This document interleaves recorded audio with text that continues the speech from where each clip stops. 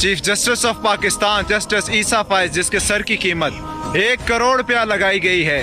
یہ قیمت کرین پارٹی سے تعلق رکھنے والے نائب امیر سید پیر ظہیر الدین شاہ صاحب کی طرف سے لگائی گئی ہے۔ آج سکرین پر آ کر بہت سے لوگ یہ تنقید کر رہے ہیں کہ انہیں ان کے سر کی قیمت نہیں لگانی چاہیے تھی۔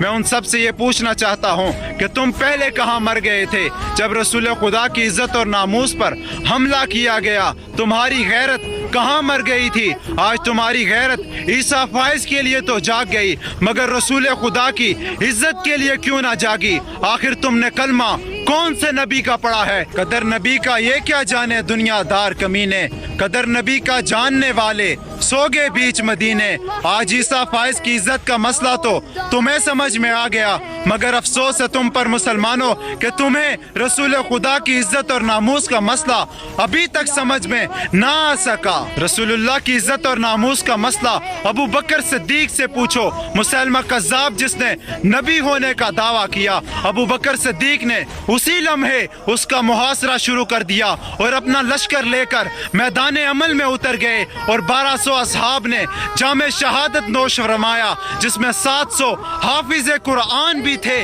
اور آج مسلمان کو ختم نبوت کا مسئلہ سمجھ میں نہ آ سکا۔